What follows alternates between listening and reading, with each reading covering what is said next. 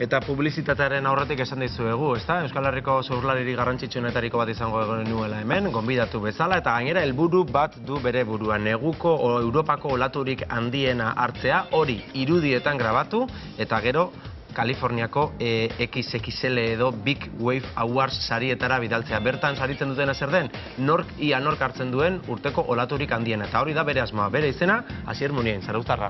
Arratsaldeon. Ongi etorri Asier. Modu nezela. Ongi iku bai, eta zu? Baita. Zemuz doa negua. Ondo, martxa hartuta, amaitziar, baina ni martxa hartu berri. Hori eutzi dieu proiektu guzti honi neguan bigarren erdikalden. Lesionatuta ibili baina naiz eta bar. Eta orduan, pixkat uste baino laburroa sortatu zain negua. Bueno, eta olatu horren bilaketan, zer moduz? Topatu duzu olatu erraldoi hori edo zer? Topatu ditugu, bateo beste, topatu ditugu, egia esan emaitzakin da oso gustagabez. Baina ikusita, bestelako taldeek eta nolako lorpenak izan dituzten, gogo horrekin ez da. Iezin zaita kaso handiena, baina hor txibiliga gertu eta... Eta oraindik jarraituko duzu, ez da? Oraindik buru belarri, epe politian gaudez, eta, itxasua zeskin. Sari horren arabera, munduko edozein olatu hart daiteke, baina zu bakarrik Europan ibili nahi duzu, edo Euskal Herritik gertu, ez dakit nondik ibili nahi duzu olatu hori topatzen? Printzipioz, Euskal Herrin gabez oso zentratuta, eta begik irikiaz, abanikoa irikiaz, Europa guztira, Atlantiko guztira. Iparraldeko, hemisferioko lehiatila hori irikita dakau. Gure ustetan potentzial oso handia dakau Euskal Herri mailan, ez Europako olatu handiena topatzeko bakarrikan, baizik eta tituloagatik burrukatzeko, zatik ez. Baina, hori azken finean ez da gure esku, ez da zientzi zehatz bat, ez da babesa eduki eta logistika izan eta dedikazio guztia eskaini arren horrek ez dizu ziurtatzen emaitza, eta orduan askotan iezite zaigu esku. Baina orduan, diozunaren arabera Asier, ez zauen helburua da, horixe, ahalik eta olaturik handien hartzea Europan, eta olatu hori Euskal Herrian egon dadila, ez? Nik nahiago, desde luego, nahiago. Eta posible da hori? Badugu gure ondartzatan badago? Bai, badaude. Eta nik uste askotan, ez gerala konstiente izan hola baita zatiarren, itxasaldia honditan, alertak diala eta ez dialako, referentzirik ez deulako izaten itxaso barrenen. Oain konturatu beha, hainbat alditan begiratu izan ditugun, olatu jakin batzutako olatu batzuk, uste baino desiente handiagoa diala, eta mundu mailan bere zarata ateratzen nahi diala, surfeatzen hasi genetik. Aizu, jendeari azalduko diogu nola egiten duzuen hori, ze irudiak ikusten ditugu, sekulakoak dira, orain ere ikusten ari gara, izutzeko moduguak, ezagutzen ez dugu nontzat, edo olatuak hartzen ez ditugu nontzat, baina, izan daiteke, gainetik edo axaletik aipatuta, izan daiteke motorrean laguntzarekin edo arditzakezu olatuak, edo bertzela zeure eskuaren besoen laguntzarekin. Hori da, meritoik handina duna, azkenian hor ikusten dugun imagin hori, adibidez igerian hartutako olatu bada, itxaso barrenean apurtzen duen, uin batean, belarra izena duen uin batean.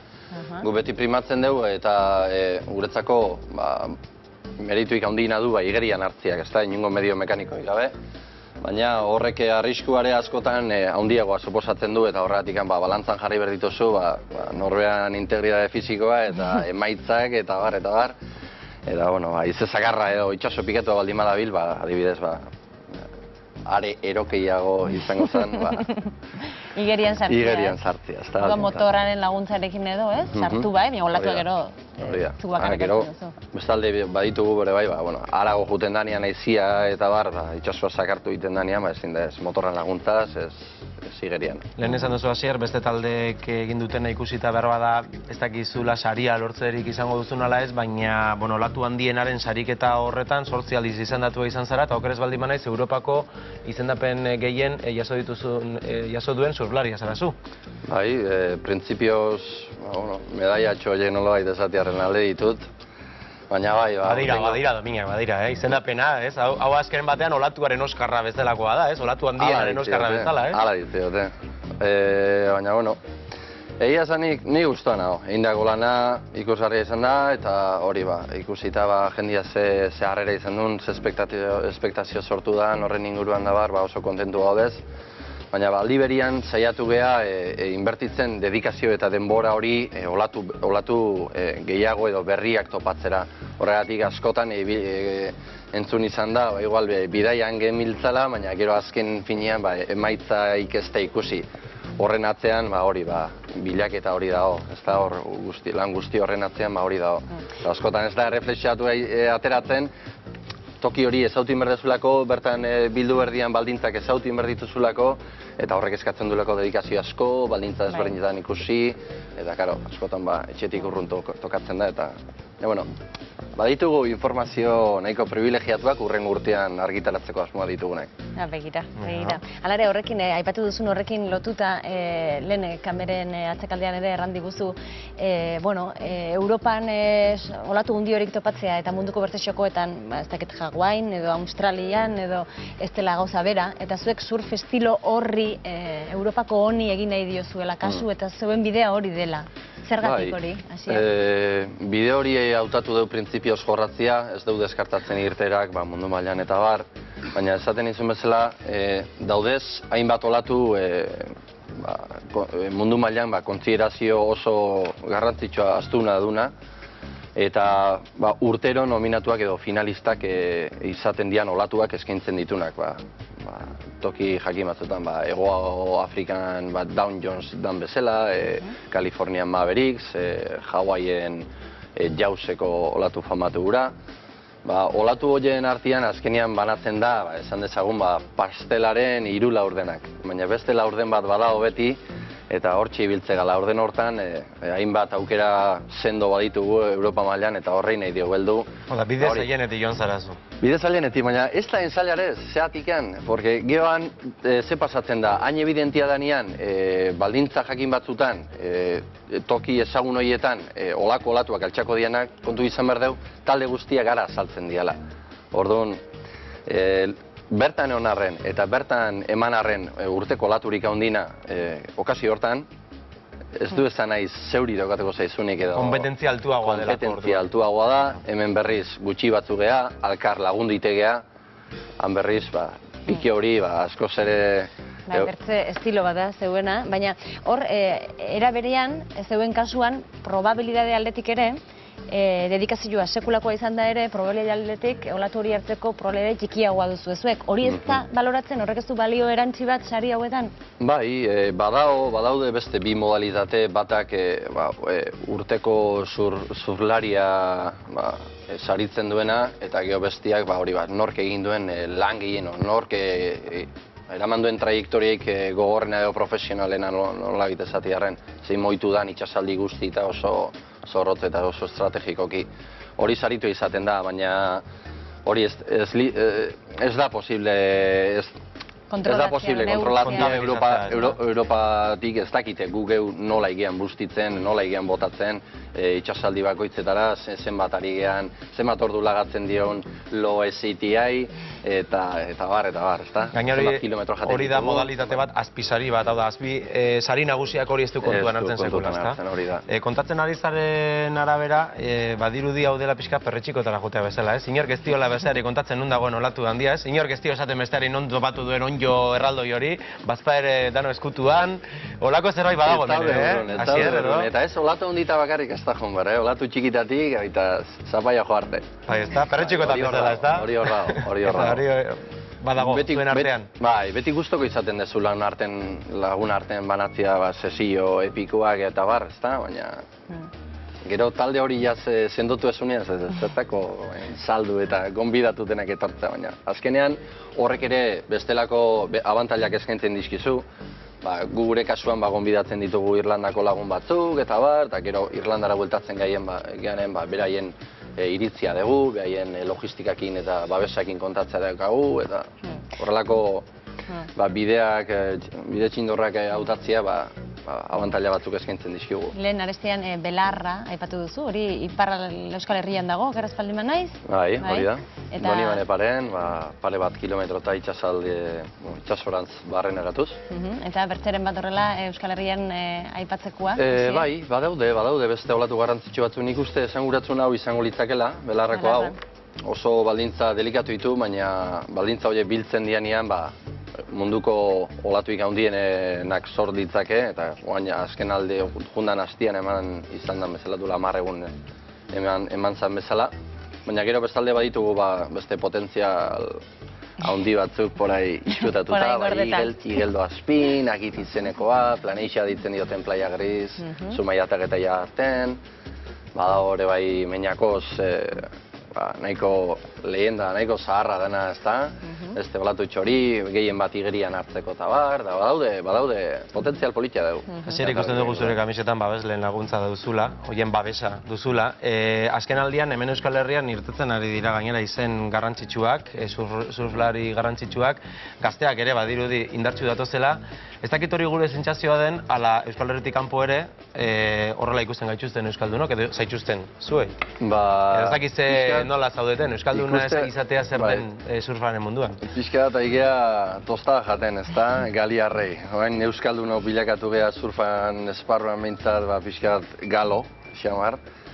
Zatigan, batez ere, Zarautz ingurura eta askotan entzun izan dut, Europa mailan surfeko kuna eo goea bertan topatzen dela, eo sema teizuean hainbeste esparru, surfa behan barruan dauden esparru desberdinetan horrelako nivel maila altako kirolarik ateratzeko eta bar, ez da, baina kurioso, grazia egiteitu isat horrek, ez?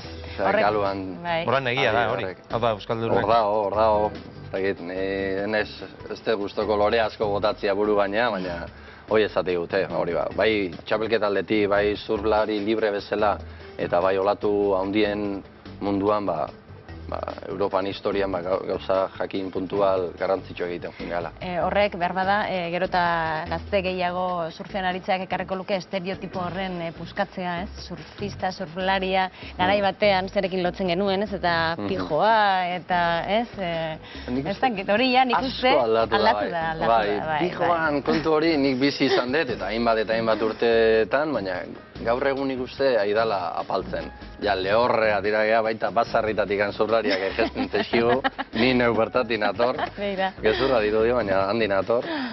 Eta, bueno, pixka topiko jekale, aidia aldatzen. Bai, noski, bai. Martin, bai. Martin doa da. Zure surflaria zara, Martin?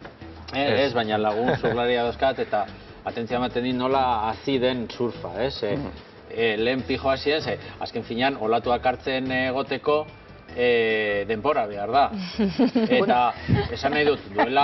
Bai. Barkatu, nik pertsonalki ezagutu ditut olako kasu batzuk, eta badakit surflari pijoaren figura hori existitu dela. Baina mendigoizaleak ez dauka pijoaren fama, eta mendira juteko eta mendigoizale on bat izateko ere... Bai, baina igual mendibuelta igual... Baina egun bakarra, mala jodateko. Eta argi daukat adibidez nola finantzatzen diren gaur egungo espedizio nagusiak.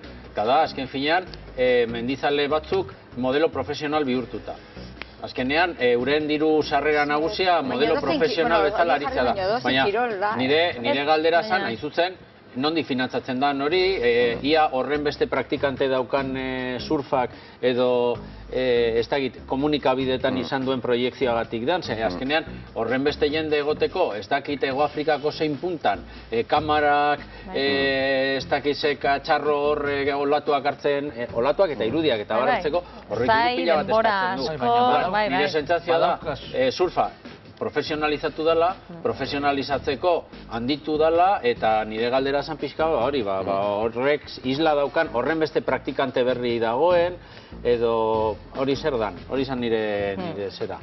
Leheno esan dizutena, leheno kostaldeko biztanlegoa izatezan praktikante gehien txuna bintzat, eta bain lehorraldea tiragea, baina Naparrutik eta Arago jungea, orduan bazar guztitan topa ditzakezu gaur egun surflariak. Nabarmena da, bai federatu aldetik, bai ondartzetako populazio tasa aldetikan surflariekiko inez. Horrek nabarmen indu gora, eta horrek sendotu ingaitu. Hemen Euskal Herrian hori nabarmen... Mundu guztian. Olako, Euskal Herria bezalako toki jakin esanguratzutan, bati bat, gehiago. Babesare mediok eta bar, bestelako babes eskeni diote, horrek bidia erraztu iten du. Azkenean, goraino aldeatzeko.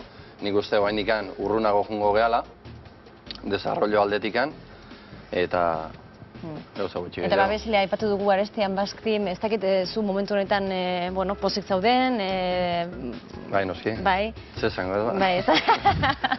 Oso pozik. Oso Eran nahi dut, guztua zure ibilbidea ikusita, ze momentutan zaude alde horretatik? Ba, egia esango nuke momentuik Oparonean. Oparonean, ez dakit, emaitzen aldetik bizkarrien baditu guain bat emaitz, eta horrek bestelako kredibilia bat emateu, eta eramandako trajektoria eta eginiko lorpenak eta bar, Baina askotan aipatzen da innovazioa dela, eta zer den, hau surfaren mundua, ekonomia honen munduan atzetik sortu dena niretzako, nire ustez behintzat, halako innovazio I+D, halako zerbait dauka atzetik. Ez dakit, nago pentsatzen orain Quicksilver, Donibane Loitzunen zelako industria eta ia multinazional bat bihurtu da. Eta euskalduna da, gure tartean zegoena edo dagoena, oraindik dagoelakoan, ez da. Eta, ez dakit daukasun gauzak, hor jantzita be, eta pukas nago pentsatzen, eta aldizkariak saltzen direla leku guztietatik, 360 adibidez aldizkaria surfalarien hortik sortuta, halako industria bat zuek lortu duzue beti gora egindako lan hori esker. Zarautzen bertan eskolak ere, bai, ez? Orain surfa eskola asko daude, ez? Bai, eskolak esan ezberdina daude. Eta mundakan pentsatu turismo aldetik zenbako jendetza jasotzen duen mundaka eta Zarautz berezik eta Biarritz, ez da? Bai, azkenean surfan eskusakin jendia animatzen da kostaratzea. Igual ez baldintzatu, ez bilatuz eguzkia bakarrikan, ez? Bigarren elementu bat da kasu hor, oso erakargarria, eta azkenean horrek turismo aldetikan sekulako eskaintzen dizu. Lehen egon gara eztabaidatzen ekonomiari buruz, eta ni baikorra nahi nuen izan, eta esaten nuen, ez dakit, nola ekonomia, pentsatu behar dugu guztien arte nola mugitu eta aurrera bota, zuek zarete eredu bat, neurri baten eredu bat zarete, ez da. Aizu, bai. Beak aipatzen bota diten galderakiko, hainbesteako onurak sortzen dian surfan barreneko industria barruan. Nik uste, aspektu hortan ez da surlariai eskaintzen zaion babesa, ez da proportzionala salmentekiko eta bar. Betire tira berdezu sektoretik pixka bat arago, sektoretik kanpo dauden marketan topa ditzakezu benetako babesak. Sekulako limitazioa topa ditzakezu, zure trajektoria surfan sektoretik bakarrik atera nahi behazu.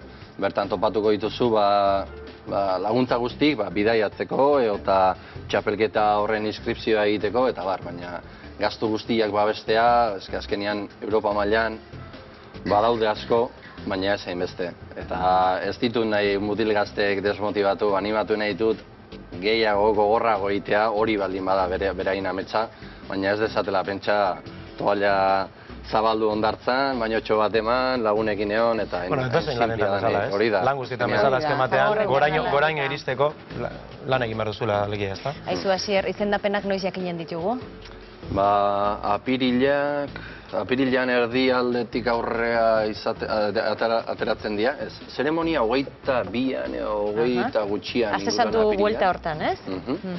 Eta finalisten izendapena listatua botatzen dute 15 bat egun lehenago.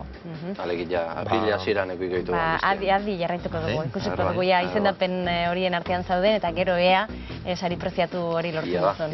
Pasarterik horrena, bai. Urrengo aldian horre esertzen zarenean ia sariarekin zatu zen. Da txampan botella batekin, ez? Txampan botella txampaina gugi harriko dugu, zuk ekarri saria. Txapela ilusio egiten gozitxa, baina bazegia estatu batutan txapelik etxiak ertela emango, txampan botella hildu. Bueno, Asier Moniain, mila esker. Zorteon, nahi duzun arte, aio Asier.